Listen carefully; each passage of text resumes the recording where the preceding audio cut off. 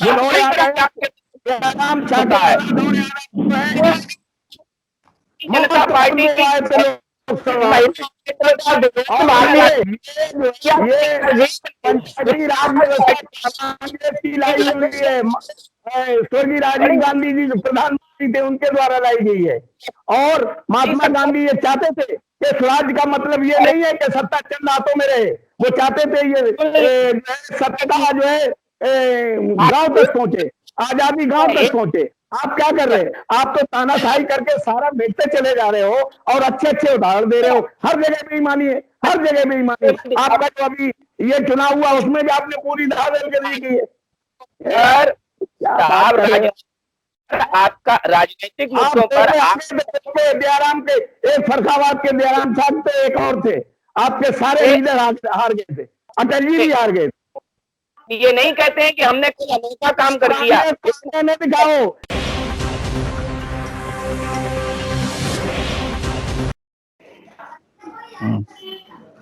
नमस्कार, मैं हूं अनिल वर्मा शेखर। आपके 10 बजे हैं और अब बिग बुलेटिन के आज के एपिसोड की हम लोग शुरुआत कर रहे हैं। आज भारतीय जनता पार्टी का पक्ष रखेंगे पार्टी के नगर अध्यक्ष विकास पांडे, पार्टी के दूसरे वरिष्ठ नेता गोपाल पालीवाल, समाजवादी पार्टी से साजिद अली हैं, पार्टी के नेता हैं, कौशलेंद्र यादव भी है, ये समाजवादी पार्टी का पक्ष रखेंगे। और कांग्रेस से श्री कृष्ण गौतम पार्टी के वरिष्ठ नेता हैं और युवा कांग्रेस के अध्यक्ष सोम तिवारी ये कांग्रेस का पक्ष रखेंगे। व्यापार मंडल के प्रदेश उपाध्यक्ष अनुपम अग्रवाल को भी आज के दिन जुड़ना होता है और उम्मीद है कि आगे जुड़ जाएंगे वो। तो ये जिला पंचायत चुनाव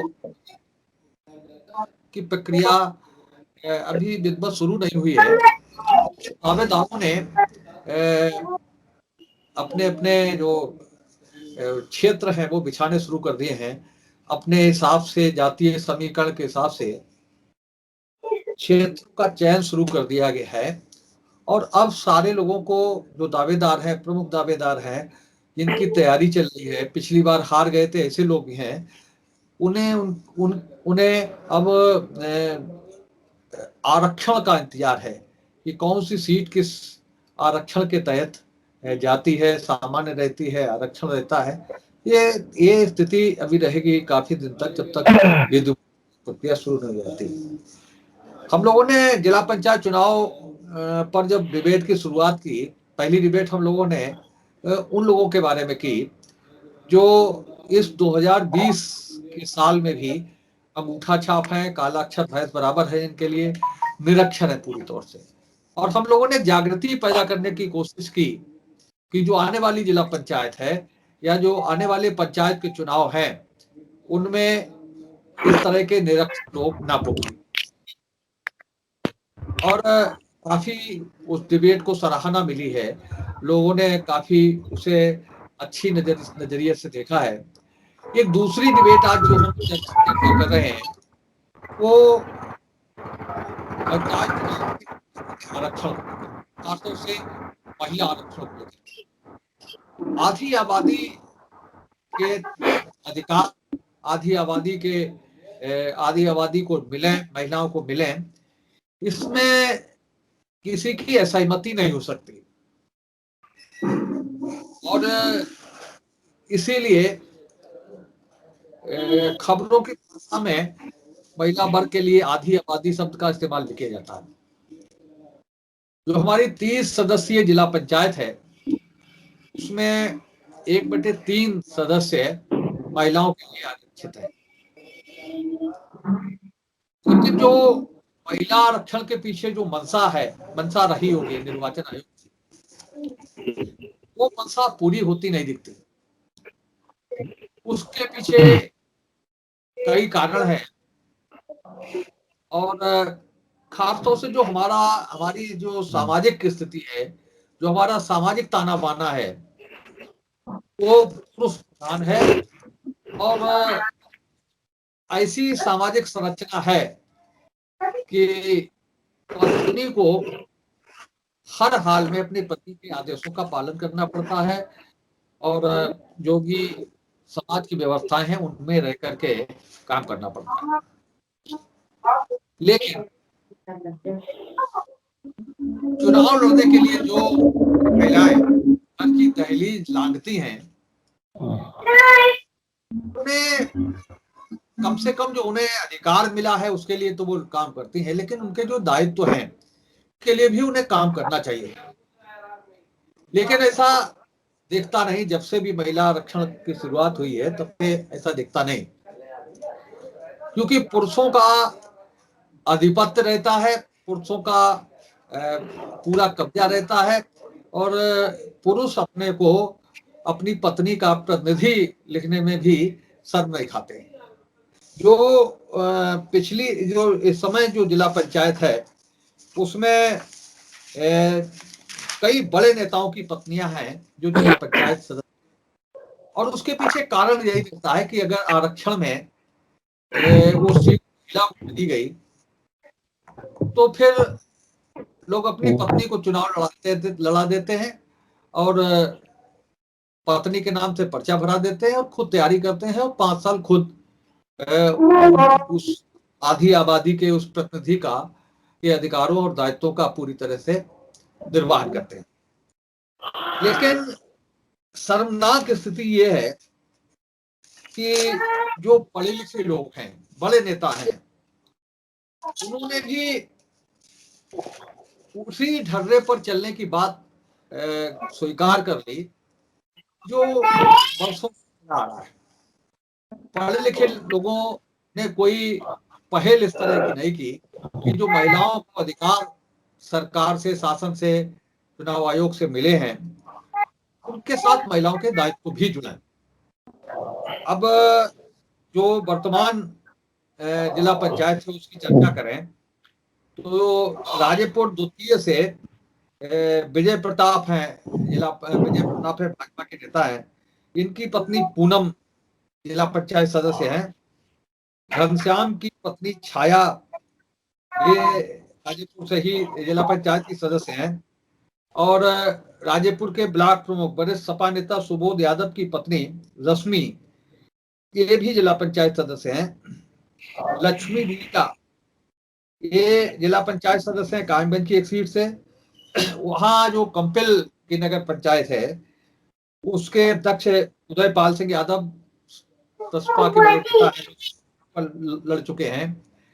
उनकी पत्नी गीता भी जिला पंचायत की सदस्य हैं। भाजपा में रहे और समाजवादी पार्टी में हैं। भाजपा में युवा मोर्चा के अध्यक्ष रहे संदेश राजपूत, इनकी ममता ये भी जिला पंचायत की सदस्य है कायमगंज की एक सीट से। ये हम लोग जब फतेहगढ़ जाते हैं तो सिटी अस्पताल की ओर नजरें अनायास कहीं ना कहीं लगी जाती हैं। इसके जो मालिक हैं इनके अजीत गंगवार, इनकी पत्नी सुरभि सिंह भी कायमगंज की एक सीट से जिला पंचायत की सदस्य है। और जैसा कि सभी को मालूम है, जो हमारी जिला पंचायत सदस्य हैं फर्रुखाबाद, जिला पंचायत अध्यक्ष हैं फर्रुखाबाद की ज्ञान देवी कटरिया, ये भी नवाबगंज से जिला पंचायत की सदस्य है। इसके अलावा मोहम्मदाबाद से रोहिताश की पत्नी गीता देवी ये जिला पंचायत की सदस्य हैं। मोहम्मदाबाद चतुर्थ सीट से हरिपाल की पत्नी सुमनलता जिला पंचायत की सदस्य हैं। पूर्व राज्य मंत्री नरेंद्र सिंह यादव की देवी श्यामा देवी भी जिला पंचायत की सदस्य हैं। इसके अलावा रिंकी कुमारी ये जिला पंचायत की सदस्य हैं। जुबैरिया साहा ये जो पूर्व जिला पंचायत अध्यक्ष हैं तहसीन सिद्दीकी, समाजवादी पार्टी के वरिष्ठ नेता हैं, उनकी पत्नी है जुबैरिया साहा, ये जिला पंचायत की सदस्य हैं।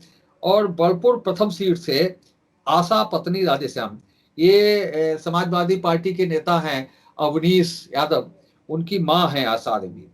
तो ये स्थिति निकल करके सामने आती है कि जो वरिष्ठ नेता हैं वो भी इस बात की पहल उन्हें किसी तरह से अपनी सीट पर कब्जा बरकरार रखने का तो मन करता है, लेकिन वो जो दायित्व उनकी पत्नी को महिला होने के नाते मिला है वो दायित्व उन्हें निभाने नहीं देते। और यही कारण है कि ये स्थिति निकल करके सामने आई है कि 20 साल से महिला आरक्षण लागू होने के बावजूद महिलाएं राजनीति में सक्रिय नहीं हो पाती, चुनाव जीत जाती हैं तो उनके पति राज करते हैं, चुनाव हार जाती हैं तो उनका राजनीति से मोह भंग हो जाता है। तो आज हम इसी विषय पर चर्चा करने के लिए आज बैठे हैं। हम लोगों ने हमने विभिन्न राजनीतिक दलों के प्रतिनिधियों को जोड़ा है और उनसे इस बारे में चर्चा करेंगे कि जो आने वाला जिला पंचायत का चुनाव है उसमें जो आधी आबादी का प्रतिनिधित्व है वो अच्छी तरह से हो, अच्छी महिलाएं निकल करके सामने आए और जो महिलाओं के अधिकार हैं, महिलाओं के जो दायित्व हैं उनका निर्वहन करें, जिला पंचायत को और अच्छे तरीके से बेहतर ढंग से चलाया जाए ताकि फर्रुखाबाद का नाम हो पूरे प्रदेश में, देश में। ये दो चीजें छूट रही हैं वो भी हम जोड़ दें, उसके बाद में ही चर्चा की शुरुआत करेंगे। पहली बात ये कि एक महिला आरक्षण के साथ साथ एक दूसरा पेच भी होता है कि दलित महिला आरक्षित और या ओबीसी महिला आरक्षित। ये एक बहुत बड़ा पेच है। जब महिला आरक्षित सीट कर दी जाती है तो इस मतलब आरक्षण के ऊपर आरक्षण की जो स्थिति बनाई जाती है उससे भी ऐसी महिलाओं को ढूंढने का प्रयास लोग करते हैं जिन्हें राजनीति की समझ नहीं होती है। और उसका सबसे बड़ा उदाहरण फर्रुखाबाद की जिला पंचायत अध्यक्ष, हम उनका सम्मान करते हैं, लेकिन स्थिति ये है कि ज्ञान देवी कठेरिया अपने निजी विवेक से, निजी साधनों से एक बार भी ये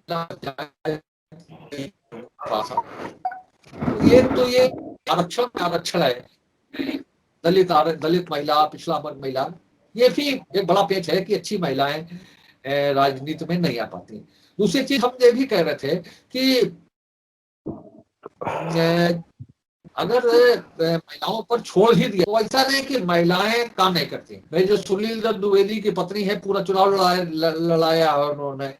यहाँ बसला अग्रवाल है फर्रुखाबाद नगर पालिका के चेयरमैन, अपने पति के परामर्श से काम करती है, लेकिन वो हमने देखा कि कई मौकों पर उन्होंने खुद फैसले लिए हैं और उनके फैसले बहुत अच्छे रहे हैं, उचित रहे हैं। तो ये सारे बिंदु हैं जिनको लेकर के हम जिला पंचायत के चुनाव की जो पर चर्चाएं हैं, जो डिबेट है, उनकी शुरुआत कर रहे हैं। और ये दूसरी डिबेट है आई विटनेस की, जिस पर हम आज शुरुआत करेंगे। समय ज्यादा ले ली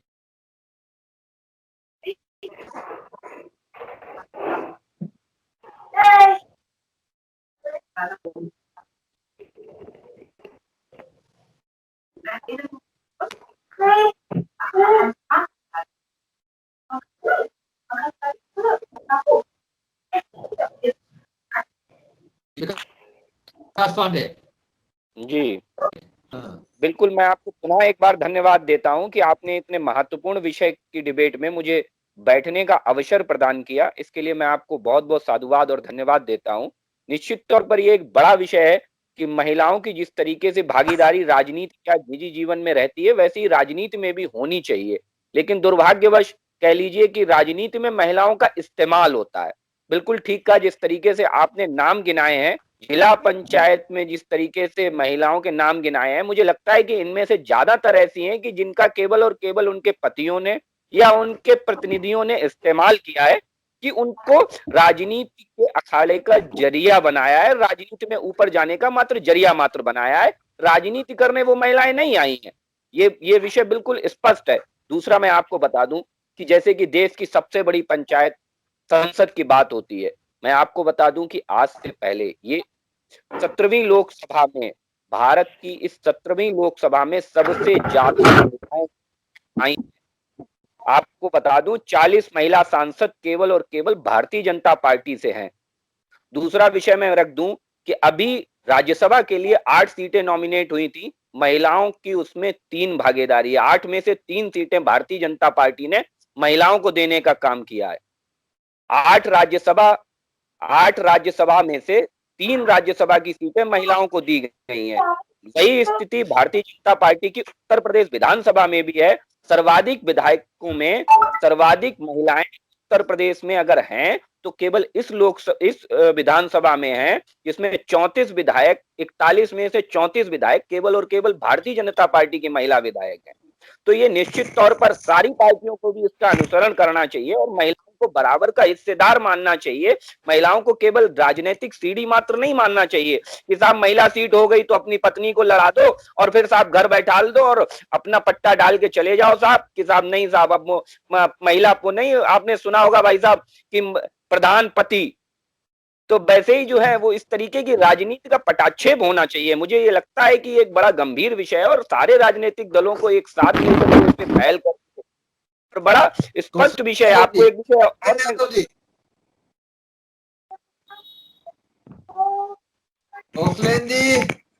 जी जी जी जी शेखर जी, हाँ आवाज हमारी आ रही है जी? आ रही है। आज का विषय तो वास्तव में बहुत अच्छा है, इसमें कोई शक नहीं है और इस पर जितना भी कम बोला जाए, मेरे ख्याल से बहुत, जितना भी ज्यादा बोला जाए बहुत कम ही होगा। एक्चुअली क्या है कि अभी हमसे पहले अभी विकास पांडे जी ने बात जो करी है वो शायद थोड़ा आगे बढ़ गए, विधानसभा में चले गए, पार्लियामेंट में चले गए। और मैं जहां तक समझता हूं कि जो पंचायत का आपने शब्द इसमें रखा है वो सेंस मेरे ख्याल से कम गांव से चल, सबसे पहले वहां से बात शुरू होनी चाहिए थी।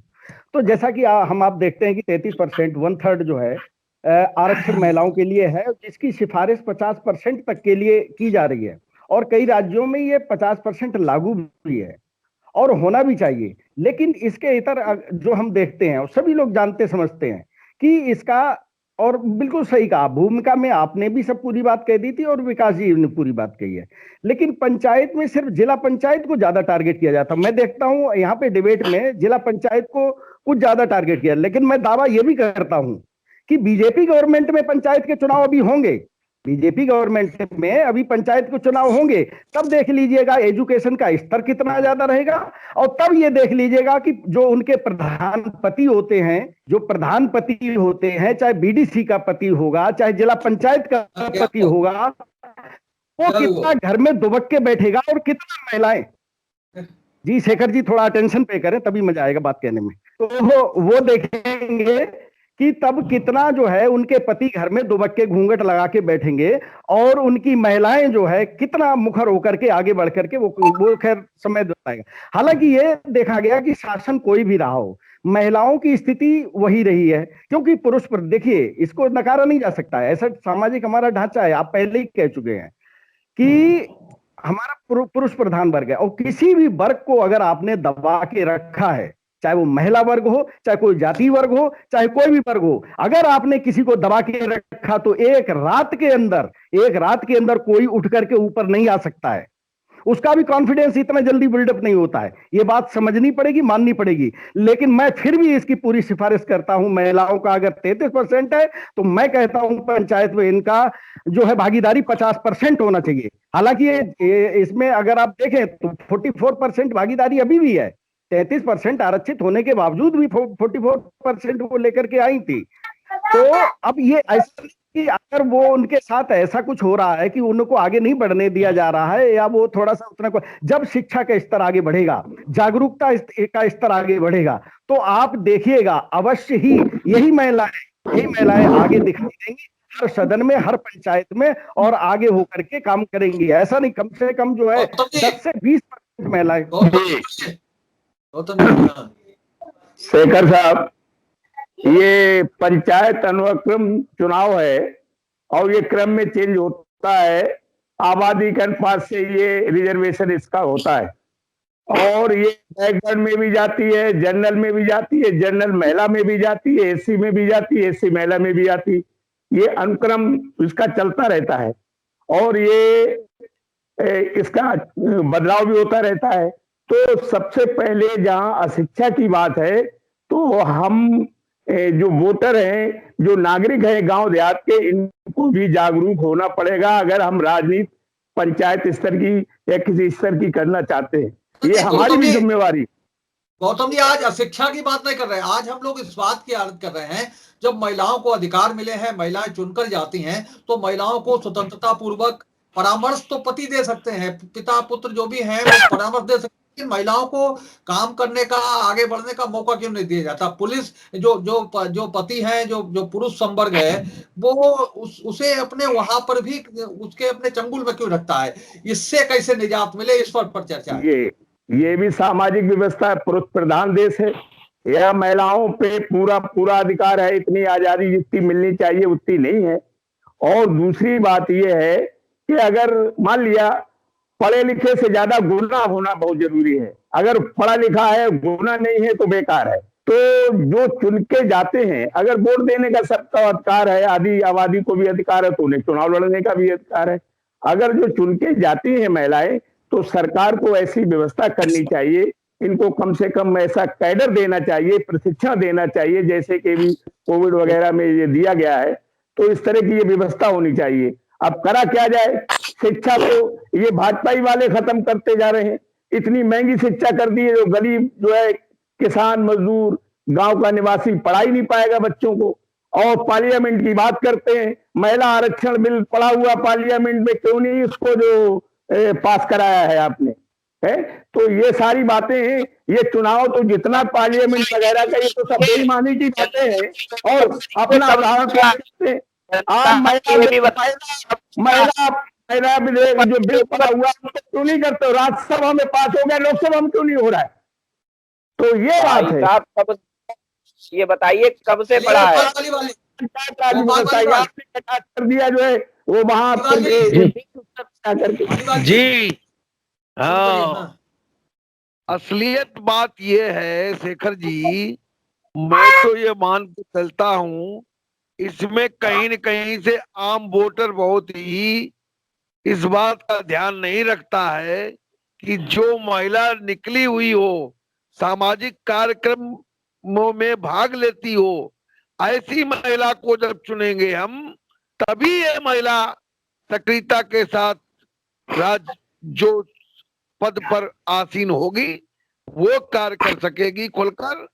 ऐसा आम वोटर को ये बात सोचनी होगी, तब ये सफलता मिलेगी, मेरा ये मानना है। चाहे वो किसी, जो महिलाएं सामाजिक कार्यक्रमों में निकलती हैं, उन्हें चुनना चाहिए, इसमें आम दोषी है, मेरा ये मानना है। शुभम तिवारी। देखिए शेखर जी, आज जिस विषय पर हम लोग चर्चा कर रहे हैं, कहीं ना कहीं ये विषय अपने देश में जो आने वाला भविष्य है उसके लिए, और खासतौर पे ग्रामीण क्षेत्र की जो व्यवस्थाएं हैं उस भविष्य के लिए बड़ा चिंता का विषय है। और भविष्य को बनाने वाली बात भी कहीं ना कहीं इसी विषय से जुड़ के जाती है। ये एक अच्छा फैसला रहा कि महिलाओं को आरक्षण इस देश में दिया गया। देर हुई लेकिन हम लोग सही रास्ते पर आए। लेकिन इसी के साथ साथ होता क्या है कि जब कोई नई चीज आती है, वो जब चल जाती है फिर उसकी कमियां समझ में आती हैं। और यही एक कारण है कि जिस उद्देश्य से महिला आरक्षण को लाया गया था वो अभी भी धरातल पर परिपूर्ण नहीं हो पा रहा है। क्योंकि जिस तरीके से ये राजनीति के चुंगल में फंसा हुआ है, जैसा कि हम फर्रुखाबाद जिला पंचायत का कोई एक उदाहरण मांग के देखते हैं, तो जिस तरीके से की बड़ी कमी फिर मुझे खली कि जहां भारतीय जनता पार्टी के सारे ने इस सामाजिक मुद्दे पर सामाजिक तरीके से अपना रुख रखा, किसी भी विपक्षी दल को यह नहीं बताने की कोशिश की कि कांग्रेस में एकमात्र महिला सांसद है श्रीमती सोनिया गांधी जी, इसके अलावा दूसरा कोई सांसद नहीं है। ठीक है, लेकिन कांग्रेस के साथियों ने, विपक्षी साथियों ने गाए बगाए कहीं ना कहीं अपनी ओछी राजनीति को प्रदर्शित करते हुए भारतीय जनता पार्टी को इस सामाजिक मुद्दे में भी घसीटने का प्रयास किया। मैं इन सबको आईना दिखाते हुए ये मैं बताना चाहता हूं कि आज तक लोकसभा में इतनी महिला सांसद कभी जीत कर नहीं आई। ये आंकड़े नहीं, ये सच्चाई है, इसे आप स्वयं स्वीकार करने का प्रयास। आप दो पे आए थे, इतना कभी कोई पार्टी नहीं आई। आप दो पे आए थे, कितना समय याद कीजिए। मात्र जयराम ठाकरे थे, क्या आपको जानते हैं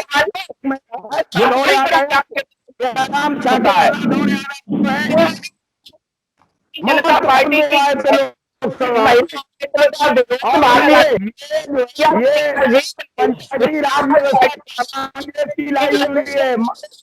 स्वर्गीय राजीव गांधी जी जो प्रधानमंत्री थे उनके द्वारा लाई गई है।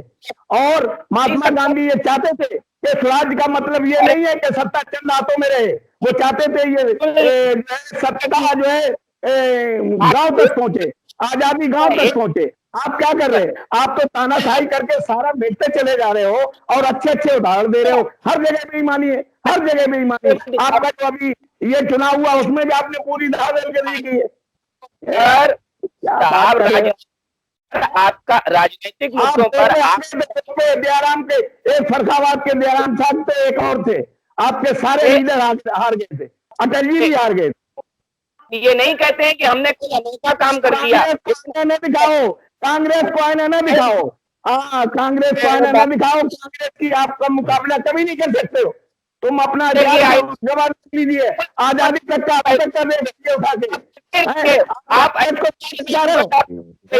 जनता आपको आईना दिखाने का काम कर रही है, मुझे आईना दिखाने की आवश्यकता नहीं है आपको। सत्ता है, में सत्ता है, हर जगह बेईमानी की है आपने। बिहार में देखिए आपने क्या किया है, हर जगह आप बेईमानी कर रहे हैं और यही पंचायती राज व्यवस्था में भी आप करेंगे। जिसका कोई जमाल को ले जाएगा, हम तो देखेंगे आगे आगे अभी आएगा कर लीजिए, तो इस पे भी बता दूंगा आपको, इस पे भी बता दूंगा। अन्य मुद्दे मत लाइए, तो हम भी आपको बता देंगे। अगर आप आज भी बता देंगे विकास जी। समय आज महिलाओं के तहजीब का उदाहरण पेश पंचायत पर केंद्रित लोग पंचायत पर वैसे वो एक विषय और आरक्षण की हो रही है भाई, महिला आरक्षण के विषय में बात रखिएगा। विधानसभा की आपके बात रखी है, 2 सांसद रह गए और 12 सांसद रह गए, इससे क्या मतलब है? महिला राजनेता को भी आप लोकसभा में पास करवाओ, सारी पार्टियां कह रही पास कराओ, क्यों नहीं पास करवाते हो? को ये पता तो लगता है। पहली चीज तो भाई साहब बड़े गर्व का विषय हमें ये होना चाहिए। अब राजनीति से बेहतर होकर के बोलने नहीं चाहिए, ये सबसे गलत बात है, ये सबसे गलत बात है विकास जी। सुनने की क्षमता रखा करिए। मैं राजनीतिक मैं सामाजिक बात करने जा रहा हूँ, सुन लीजिए मान्यवर, सुन लीजिए। मैं सामाजिक बात करने जा रहा हूँ, सुन लीजिए। राजनीतिक बात नहीं रख रहा हूँ, सुन लीजिए, सुन लीजिए। आपको सुनना पड़ेगा, जवाब देना पड़ेगा, क्योंकि आप सत्ता में, इसलिए आप जवाब दें। जनता दे रही है आपको, आप नहीं समझ में आ रहा है, कोई बात नहीं। अब सुन लीजिए भाई साहब, मैं यहाँ पे शेखर भाई साहब एक विषय और रख दूं। जैसे राजनीति में आपने महिलाओं की सक्रियता की बात की। हम इस भारतीय लोग, हमें गर्व होना चाहिए। यहाँ ये निश्चित तौर पर हम जब ये कहते हैं कि पुरुष प्रधान देश है, तो मैं अपना व्यक्तिगत विचार ये रखता हूं, मुझे ये लगता है कि महिला प्रधान देश है। कारण कि विश्व का सबसे पुराना लोकतंत्र, आज भी मुझे बता दीजिए कि उस लोकतंत्र में आज किसी एक महिला राष्ट्रपति का नाम बता दीजिए। अमेरिका, एक महिला राष्ट्रपति का नाम बता दीजिए विश्व के सबसे पुराने लोकतंत्र में। लेकिन भारत ये गर्व के साथ कह सकता है कि हमारे पास प्रधानमंत्री भी महिला रही हैं, हमारे पास राष्ट्रपति भी महिला रही हैं, हमने सर्वोच्च पदों पर महिलाओं को सम्मान दिया है। कांग्रेस की देन है, ये कांग्रेस की देन है। आपने किसी को नहीं दिया है। आप पूरी सत्ता में 6 साल में आपने किसको दिया है बताइए? लोकसभा स्पीकर कांग्रेस ने दिया महिला को, प्रधानमंत्री कांग्रेस ने दिया, आपने किसको दिया? आपने किसको दिया 6 साल में? एक महिला को आप बताइए, किसी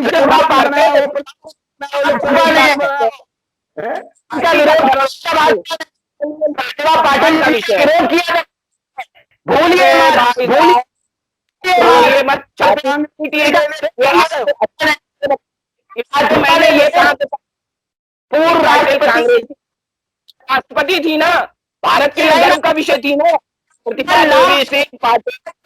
थी ना। अरे हमने वही क्या है राजनीतिक और क्या परिभाषा बता रहे हैं साहब? मोदी जी अगर इससे कुछ बोल देते ज्यादा बेहतर होता भैया। मोदी जी कुछ बोलते ज्यादा बेहतर होता। पूरे प्रधान की सभ्यता तो आप आ रहे हो भैया। आपके नेताओं ने महिलाओं को जो है इतना शोषण किया, आप रिजर्वेशन की बात करते भरते निकाल दिया है, छोड़ दिया पेश कर रहे हैं, गलत आंकड़े पेश कर रहे हैं। 2009 का मैं आपको आंकड़ा दे रहा हूँ, 33% से उठाकर 50% आरक्षण की बात करें, महिला आरक्षण की बात करें, भारतीय जनता पार्टी किया भाई साहब। किसे आईना दिखा रहे हैं आप? आंकड़े दुरुस्त करिए। 2009 का कार्यकाल मैं आपको बताता हूं, राजस्थान के अंदर 50% आरक्षण की बात करी गहलोत जी ने, तब भारतीय जनता पार्टी ने विरोध किया है साहब, और पुरुष प्रधान की बात को लेकर विरोध किया है साहब। हाईकोर्ट चले गए थे आप लोग, किसे आप आईना दिखा रहे हैं साहब? पहले अपने अंदर तो झांकिए, भाजपा अपने अंदर झांके तब आरोप लगाए। कांग्रेस के ऊपर उंगली उठाने से पहले ध्यान रखिए साहब, हमारा इतिहास है, स्वर्णिम इतिहास है, आप उसे कितना भी नकारें आपको मानना पड़ेगा। आपको आंकड़ा दे रहा हूं, 2009 में राजस्थान में अशोक गहलोत सरकार 50% आरक्षण दिया, भारतीय जनता पार्टी ने विरोध किया और फिर 33% आरक्षण की वकालत करी। महिला आरक्षण की बात कर रहा हूं मैं, इतिहास गवाह है विकास जी, आईना मत दिखाइए, आंकड़ों पर बात करिए। मैं भी आपके साथ इस मुहिम में साथ खड़ा हूं। ठीक है, टाइम खत्म हो रहा है। 1 मिनट गोपाल पालीवाल बोलिए, 1 मिनट कौशलेंद्र यादव जी बोलिए, चलिए जल्दी बोलिए। अरे भाई, आपने जो गौतम जी ने ये कहा है कि बार बार जो है दो की संख्या रह गई थी, महिला आरक्षण की बात हो रही है और आप जो है सांसदों की गिनती गिनवा रहे हो। भारतीय जनता पार्टी कितना महिला आरक्षण आप महिला आरक्षण बिल आप पास करवा दीजिए। ये हमारे पार्टी के नेता ने कहा कि महिला आरक्षण पड़ा हुआ उसको पास करिए, हम समर्थन देने को तैयार भारतीय जनता पार्टी में सबसे ज्यादा महिलाएं निकली हुई है। अरे बेईमानी से निकली हुई है, सारी की सरकार है, की सरकार है और बाकायदा पूरा सारा चुनाव आयोग ये वो सब काम करती है, बाहर निकल के काम करती है, संगठन में भी काम करती हैं और अपने जो पदों पर आसीन हो जाती हैं वो अपना काम स्वयं देखती हैं। ये मुद्दा राजनीतिक होने के साथ साथ ये सामाजिक भी है शेखर जी, बिल्कुल सामाजिक है। जल्दी बोलिए, जल्दी बोलिए। राजनीतिक होने के साथ साथ ये सामाजिक भी है। मेरे ख्याल से ये जागरूकता आगे बढ़नी चाहिए, महिलाओं में भी बढ़नी चाहिए और पुरुष वर्ग में भी, उनको मौके देने चाहिए, ये जागरूकता बढ़नी चाहिए। इसी के साथ में जो सरकार जो है हिमायत थोड़ा करती है, मैं सोचता हूं कि उनको आगे आकर के ऐसे नियम कायदे कानून बनाना चाहिए, प्रशिक्षण देना चाहिए, ऐसे शिविर लगाए जाने चाहिए जो महिलाओं को ट्रेंड अप किया जाए, उनका उत्थान तब होगा, न कि ऐसे सिर्फ एक कमी है उसमें तो कमी में कमी ही निकालते रहें। उनके सुधार के लिए हम क्या करते हैं, ये आज की डिबेट बस इतनी जो महिला और खासतौर से हम लोगों ने जो आगामी पंचायत चुनाव है उसमें महिला आरक्षण को लेकर के विचार किया है। जो इस समय जिला पंचायत है उसमें महिलाओं की जो स्थिति है उसको इसकी समीक्षा की है और हम लोगों ने चाहा है कि जो महिला आरक्षण रखने के पीछे मंशा है, मंतव्य है, वो पूरा हो और अगर अभी पूरा नहीं हो रहा तो उन खामियों को दूर किया जाए और इस बात की पहल कहीं ना कहीं से करनी चाहिए। हमने इस शुरू में जो सूची आप सबको सुनाई थी, दिखाई थी, दर्शाई थी, उसमें भी इस बात का, अगर पूर्व जिला पंचायत के अध्यक्ष तहसील सिद्दीकी अगर अपने घर से शुरुआत इस बात की कर रहे हैं, पूर्व विधायक अजीत कठेरिया अपने घर से इस बात की शुरुआत कर रहे हैं कि महिलाओं को हम निर्वाचित कराने के लिए एक रास्ता जरूर दिखाएंगे, लेकिन महिला जिस पद पर वो चुनी जाएंगी उस कुर्सी पर बैठ करके वो स्वविवेक से फैसला लेंगी। इस बात की कहीं ना कहीं पहल होनी चाहिए और ये पहल जो वरिष्ठ नेता हैं जो अपनी पत्नियों को चुनाव लड़ाते हैं, चाहे किसी मजबूरी में नहीं हो, उन नेताओं को ही करनी पड़ेगी कि वे अपनी पत्नियों से शुरुआत करें और समाज को एक रास्ता दिखाएं कि अगर दूसरे गैर राजनीतिक व्यक्ति या दूसरी पंक्ति के राजनीतिक लोगों की पत्नियां भी अगर चुन करके जाती हैं तो वो भी अपने विवेक से फैसले लें, विवेक से काम करें और जो मंशा है आधी आबादी को आरक्षण देने के पीछे वो पूरी हो।